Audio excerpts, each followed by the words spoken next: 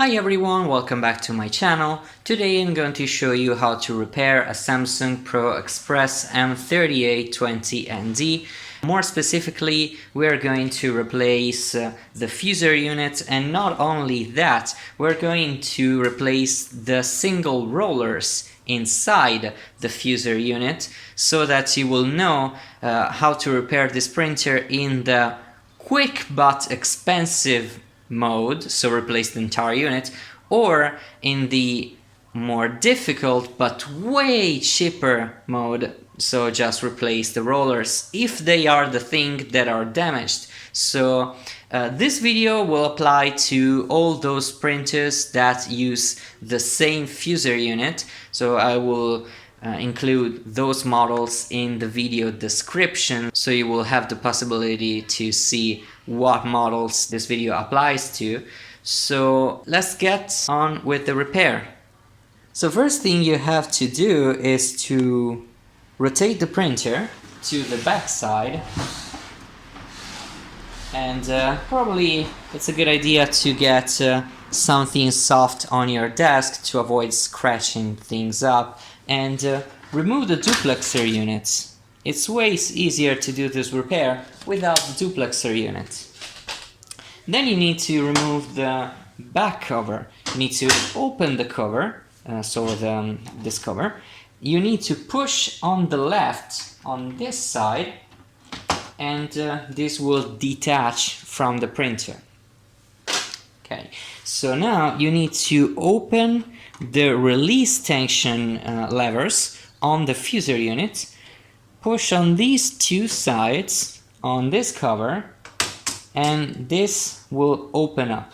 Then you will need to push the entire thing on the left and do the same thing that we have done to the back cover. So you push on the left and this should come out like so. This is the cover.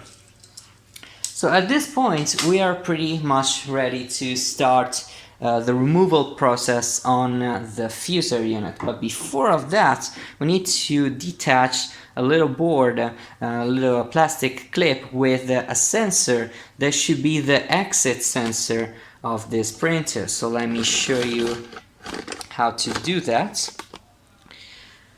So this is the plastic board with the sensor on top of it.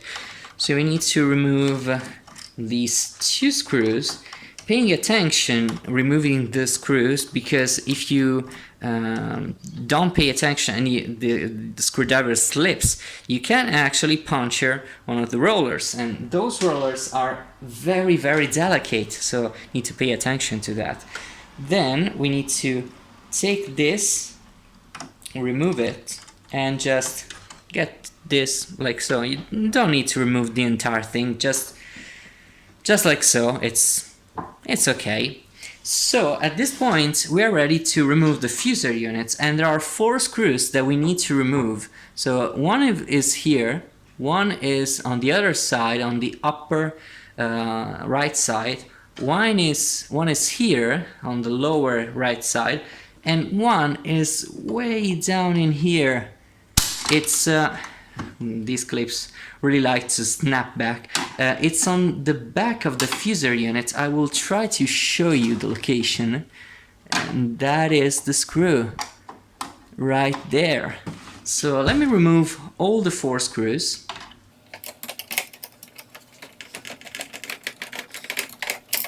Okay, this screwdriver was magnetic but lost his magnetic power. I would have to remagnetize it, but I left my magnetizer at work, so I don't have that.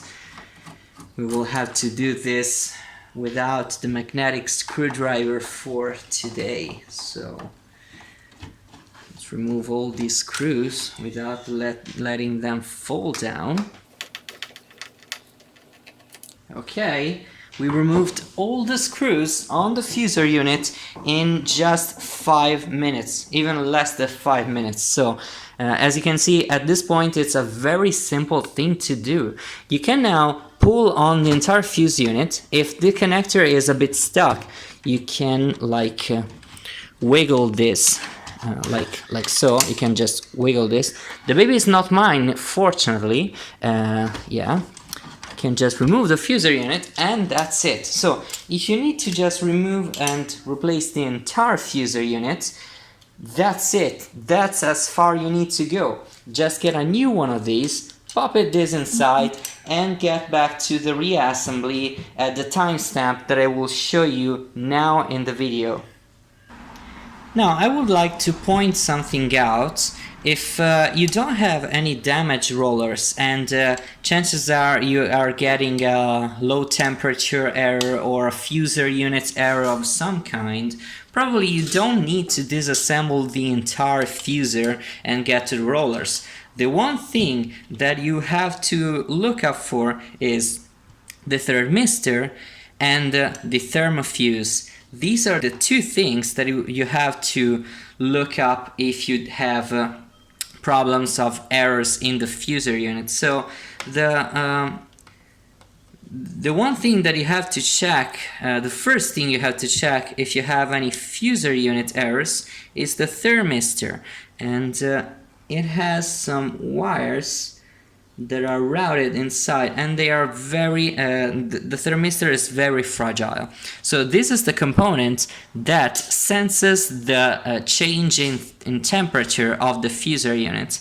If this does not detect the correct temperature of the fuser unit, it will tell the printer, hey, stop everything up, we have a problem here. And you have to understand that the fuser unit is a component that have mains electricity running through that, and it heats up at more than 200 Celsius degrees. So if you don't have the correct temperature on the fuser unit, it's a bad thing.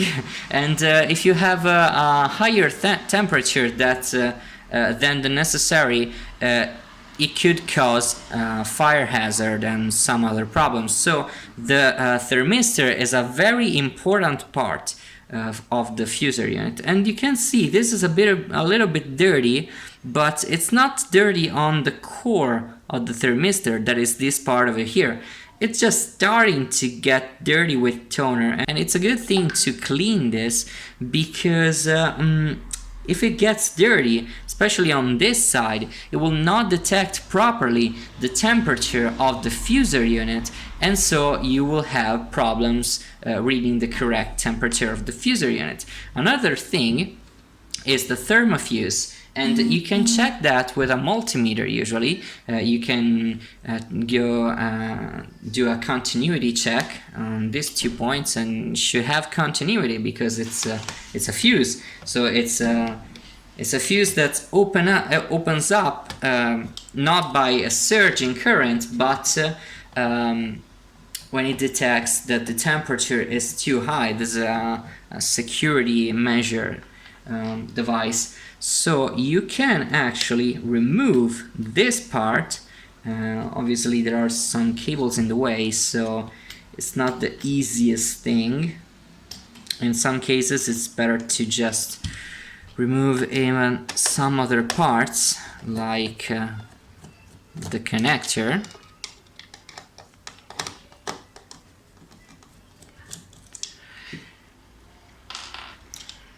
So when you remove the connector, you have more slack in the cables, and it's easier to see the thermofuse.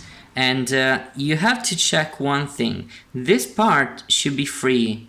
You can see I can wiggle this around just a tiny bit. It should not be stuck. If it's stuck, it means that the fuser reached a higher temperature than the one it is designed for, and the thermofuse just opened as a safety measure.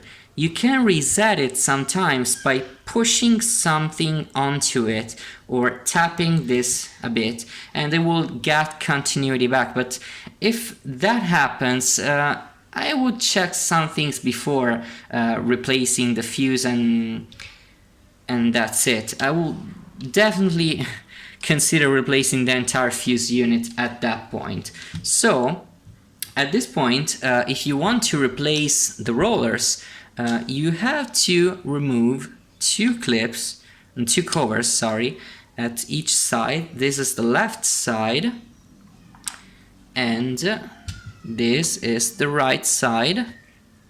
Can just pry up here and these should come out. These are covers for the electrodes of the heating element. The heating element, it's just a lamp. It's a lamp, nothing special there. It's a halogen lamp that uses its thermal energy to heat up the heat roller or the fusor roller, and that's it. So you need to remove these two screws.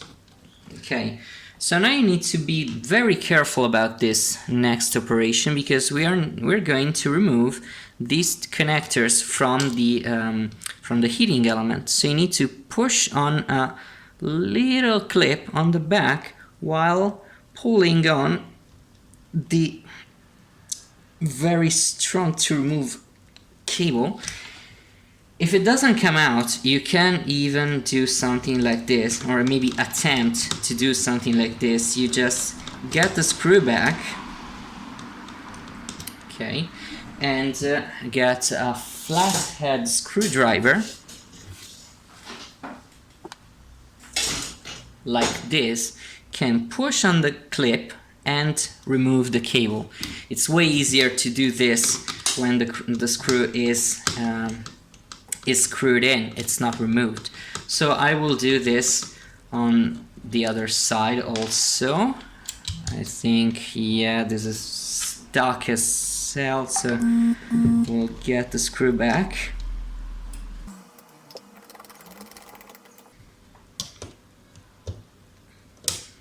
Okay, and so I will remove the screw. Okay, so at this point you should be able to remove this entire harness of cables, and that includes the thermofuse and the thermistor. So we'll just remove these parts and get these at one side. Okay, so at this point the heating element is loose, and you have to check this. It's loose inside. So you need to remove two screws. One is here and one is here.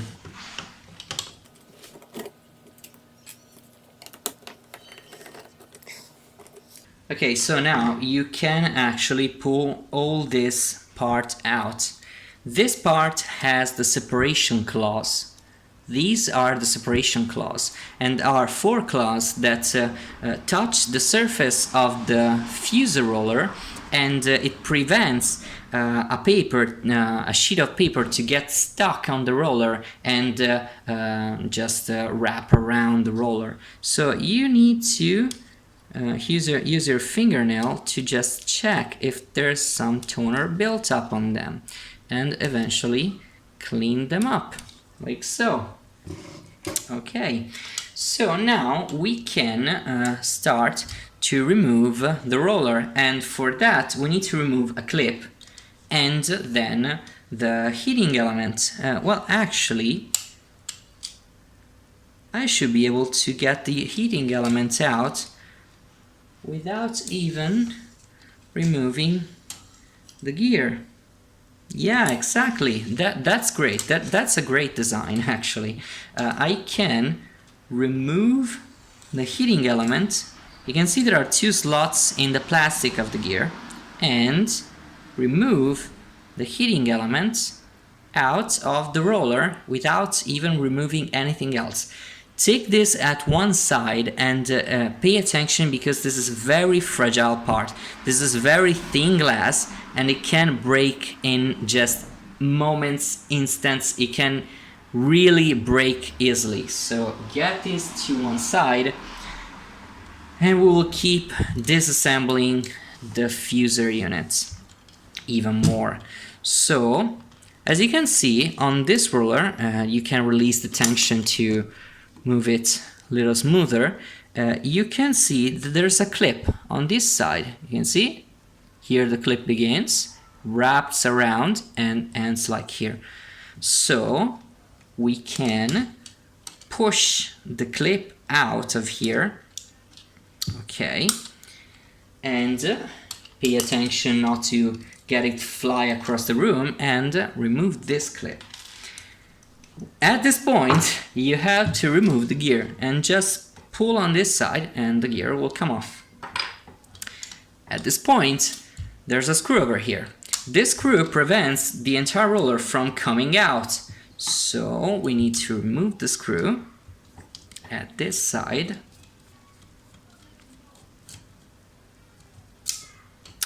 Okay, then we need to release tension, so with these green levers, and push up on this bracket and remove the bracket. Now you have to pay attention because now these levers are, as I said at the beginning of the video, they really like to snap back, okay? And they don't have to snap back, they must not snap back. So at this point we can push on this side on the roller and it should come out, okay? But pay attention because as you can see here, the roller is touching the metal frame, and that is bad. You need to get this just in the middle and avoid that the roller touches the metal frame as more as you can, because it can scratch it, and if it's bad, no problem, you just scratch the hell out of it, no problem really. But if the roller is good, you have to preserve it, and so avoid scratching. I'm doing this video only for the purpose of making a video. I don't need to replace any of these rollers, and I don't need to do any repair of this printer. But for this reason, I will just be careful with removing rollers like that. So at this point, this is the main part that breaks usually in fusor units, but we can also push on the back of this roller and detach this, I think, usually. Okay. It's pretty difficult to remove, I think. Okay, so as you can see, I have succeeded to remove this roller, and you can see it's loose. I can just remove it, but I don't need to replace that. So I will snap it back in place, okay? And the same thing with the bottom one. Well, this is not even clipped in position, it's just placed on that, so you can just take this out and remove it as is. But as I said, I don't need to replace any of these rollers, so get back this bearing on that side and get the fusor back. Now I should note one important thing, and that's that on the roller itself there are two plastic spacers. I'm not sure they are spacers, but I don't know how to call them, and they are very important because they define the correct spacing from the roller and the heating element and the other rollers, so you need to transfer them on the new roller. It's very important. So at this point you should be able to get the roller back inside, and again be very careful not to scratch the roller. It's very delicate. One little scratch and you will probably see that as a black mark on the print, so pretty important to avoid damaging it. So that's it. I reinserted the roller inside of the fusor unit.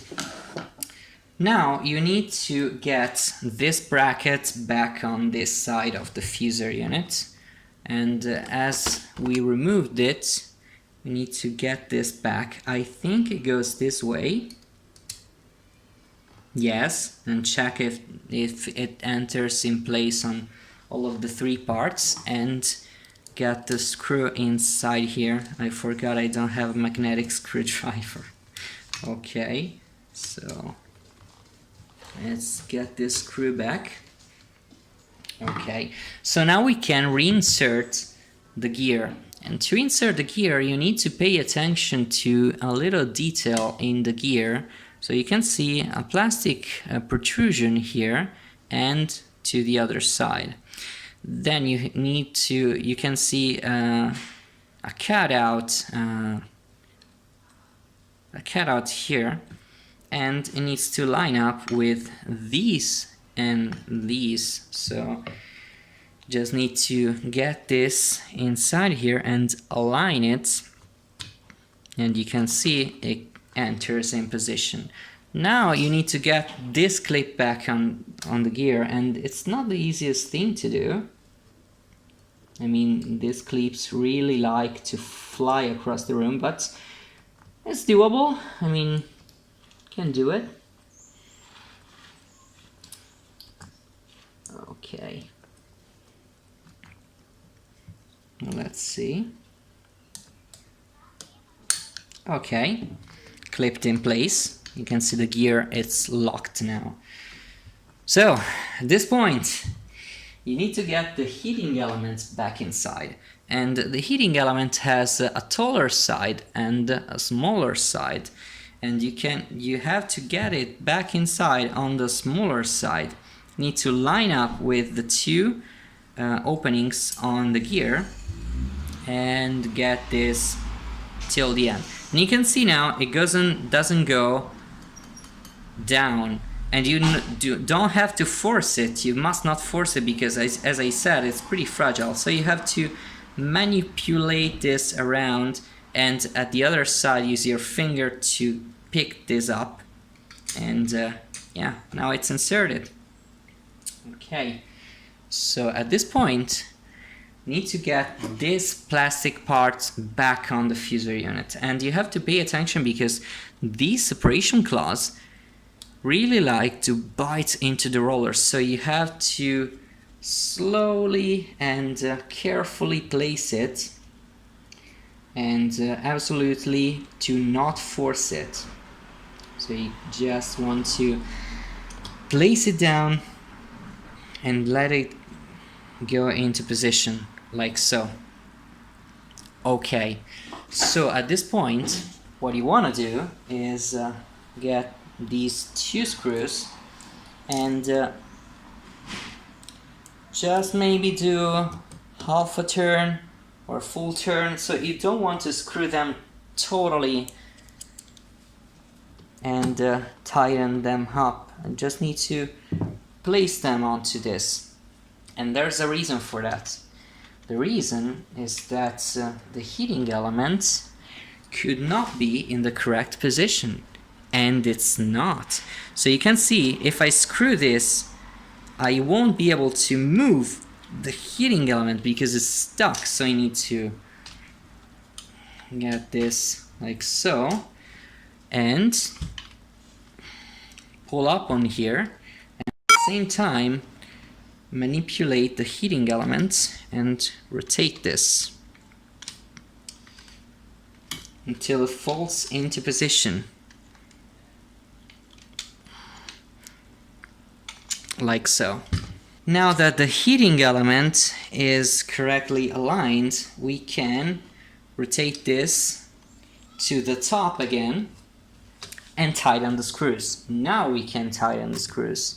So at this point it's a good thing to do to rotate the gear on the fusor unit and check if there's any regularity on the roller, and check if it gets stuck a bit, and it should be totally free.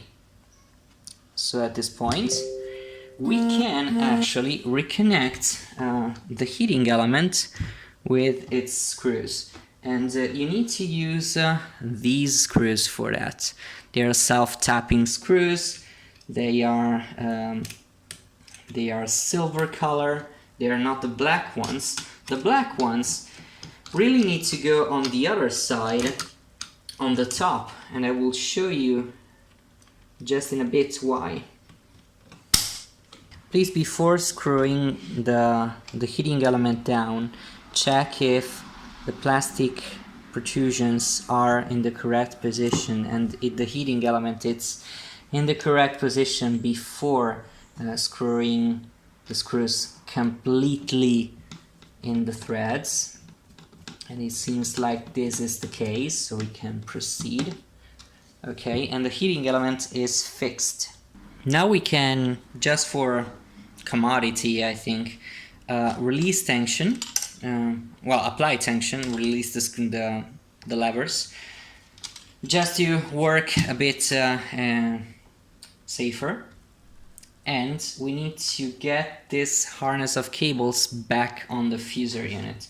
So we need to reconnect this thermofuse, and you need to use these two screws, so the self-tapping black screws. That's for a reason, because those screws are not tall like the silver ones, and if you use the silver ones to connect this part, you will probably punch through the plastic, through the threads, and puncture the fusor unit, the fusor roller, and that is very, very bad. So you just need to use the black self-tapping screws for this. And if you lose these screws, well, get a screw that is not so long, because if it punctures the roller, it's a very, very bad thing.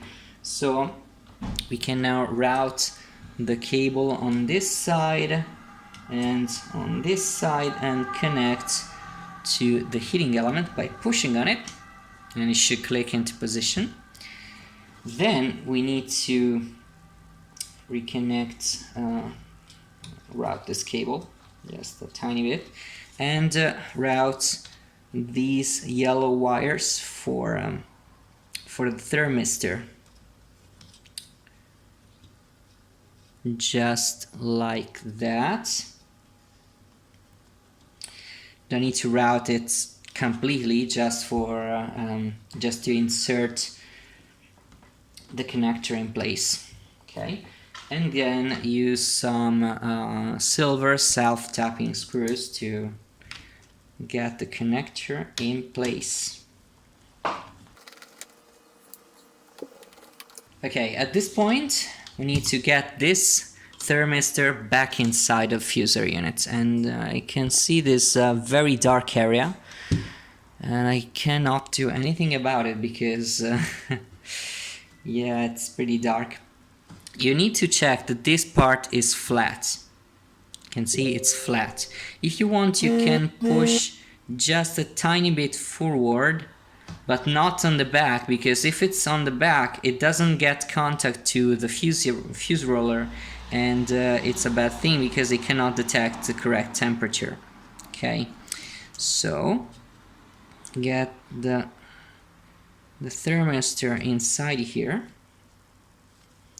and then use one of the same self-tapping silver screws to screw the thermistor in position. Okay, so maybe reroute the cables a bit better. Okay, the cables are routed correctly. So now we need to get back to this connector over here.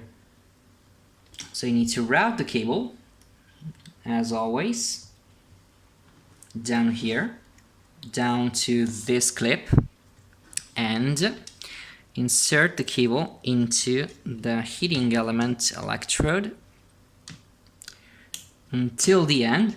This is very important because, as I said, on these larger cables there's mains electricity that passing through them. So if you have a bad connection, it's very, very bad. So at this point you can get these two clips at the sides of the fusor units on the electrodes. So the left one should go on this side, and it's just a matter of lining this side here. a bit tricky with the cable in the way. Okay, here, and push on it, and it clicks. And on the other side, it's a bit tricky because you have to manipulate inside here.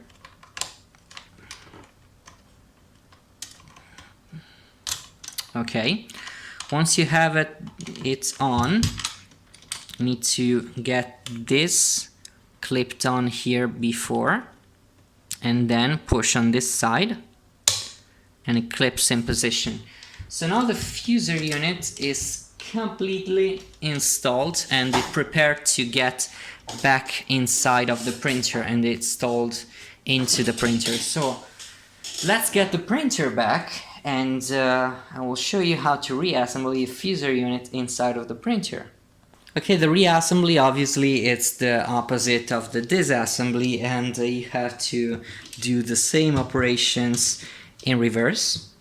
So no need to continue with the video. What you want to see that? Okay. Well, I will show you that. Okay, you need to get the fusor inside of here again. But just a little tip: if you don't have a magnetic screwdriver, you can do something like this. Okay, this is so dark. I'm so sorry for that. You can get the screw on the screwdriver, then get the fusor unit out of here. Get the screwdriver with the screw on top of the place you need to screw that. So now we can get the fusor in place with the screwdriver attached. So get the fusor in position, and the screw, it will be in the correct position to get tightened up. So tighten the screw up,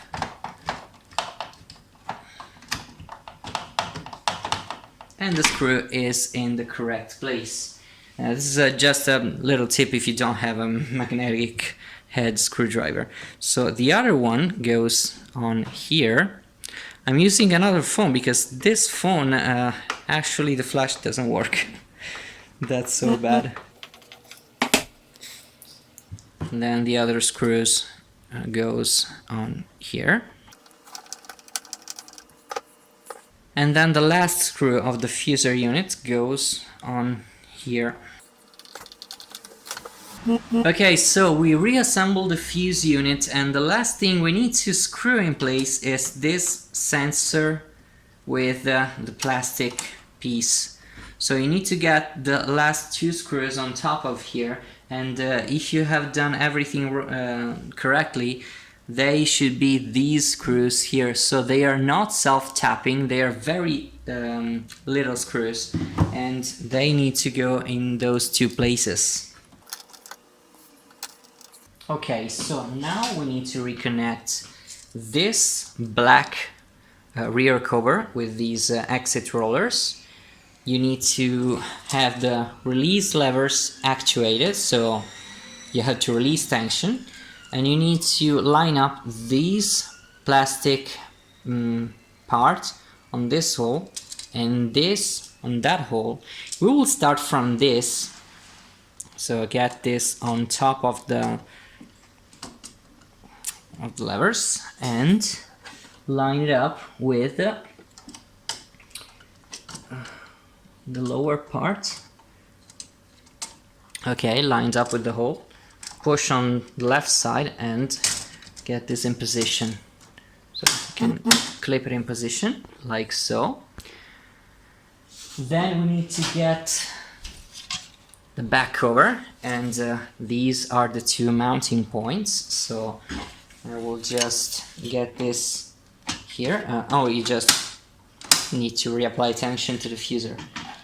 Get this in place, then push on this side and get it in position. Then the duplex unit, cannot forget about the duplex unit, and that's in position too. So now our printer should work fine. Okay, so let's test if the printer works fine. Just getting some paper in the tray. Okay, you need to extend the tray. Okay, this is letter and this is A4.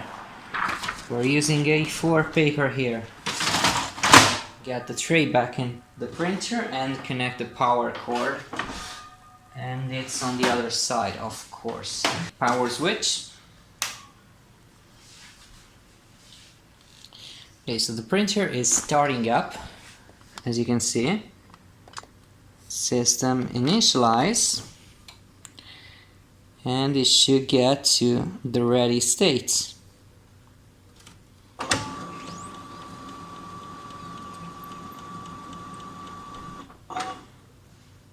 Ready? Okay, now we can do supplies test, supplies report. And as you can see, prints correctly. The toner is sticking on the paper correctly. That is responsible for the fusor unit. And now we can proceed to reset the internal counter of the fusor unit after replacing. Okay, to reset the fusor counter, or well, any counter except for the cartridge, you need to access to the tech mode that you can do by clicking menu #1934. And you can see tech mode. Now you can touch menu, go into the tech menu, do service functions, then go to clear counts, enter the code that of course is 1934. Okay, the first is fusor. You can click OK and it will reset the fusor. I don't need to reset the fusor on this printer because I have not replaced the fusor, but if you have done, it's a good thing to reset the fusor counter. When you completed the reset, you can just do I think you can just reset the printer. So power this off and power it back on, and it should get to the ready state. If you had any fusor end of life error or anything like that, you can just reset it and go on. So that's it. Thank you for watching the video. I hope it has been useful for you, and if so, hit the like button. Maybe consider donating to the channel to support my work and to show everyone that repairing your own printer at home is totally doable and very simple. And you can find every link in the description to some non-affiliated links to buy the replacement rollers. You can buy the entire fusor unit on any Samsung authorized center, I think. If you're not able to, I will include in the description also a link for the entire unit. And yeah, that's it. Thank you for watching. See you to the next video. Bye now.